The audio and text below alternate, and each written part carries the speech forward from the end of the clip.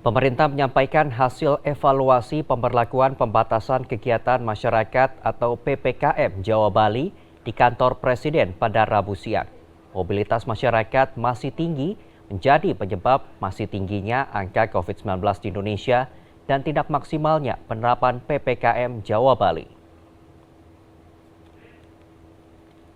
Menteri Koordinator Bidang Perekonomian Erlangga Hartarto mengatakan mobilitas masyarakat di area permukiman dan tempat kerja masih tinggi, terutama di 63 kabupaten kota yang masih berstatus zona merah.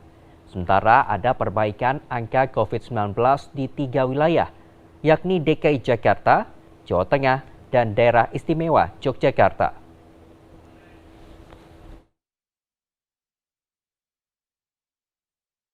Kemudian mobilitas penduduk mengalami penurunan di berbagai sektor dan tentunya yang masih mobilitasnya masih relatif tinggi itu adalah di tempat kerja maupun area pemukiman, sehingga area pemukiman ini menjadi perhatian. Dan kemudian tentu kegiatan-kegiatan dari Satgas akan terus diintensifkan, dan juga Bapak Presiden selanjutnya mendorong agar vaksinasi bisa ditingkatkan baik dari segi volume maupun dari segi waktu.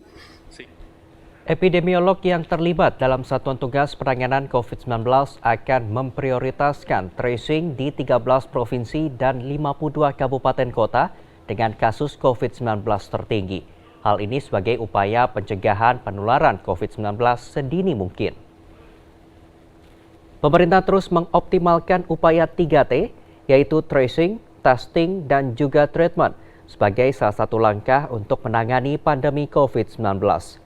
Kepala Bidang Pengembangan Profesi Perhimpunan Ahli Epidemiologi Indonesia, Mas Dalina Pane mengungkapkan para epidemiolog akan memprioritaskan tracing di 13 provinsi dan 52 kabupaten kota yang menyumbang 70% kasus positif COVID-19.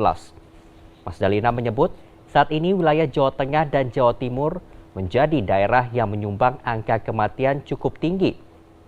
Hal tersebut akibat kasus positif COVID-19 ditemukan dalam kondisi berat atau kritis. Jumlah fasilitas kesehatan pun tidak mencukupi untuk melayani masyarakat. Target utamanya adalah mencari kasus sebanyak-banyaknya. Ini yang kita ubah mindset pengendalian. Kalau dulu daerah merasa takut kalau kasusnya banyak. Kenapa? Karena dianggap gagal. Gara-gara itu warna merah, kuning, hijau itu. Kalau kasusnya banyak dianggap gagal. Padahal tidak. Bagi epidemiolog mencari kasus sebanyak-banyaknya tapi dalam kondisi yang ringan atau tanpa gejala itu adalah prestasi. Ya, dibandingkan kita temui kasusnya ya dalam kondisi berat dan kritis. Kelihatannya kasusnya kecil, tapi ditemukannya dalam kondisi yang berat dan kritis. Prognosisnya untuk sembuh sangat kecil sekali, 5-10%. Itulah yang menyumbang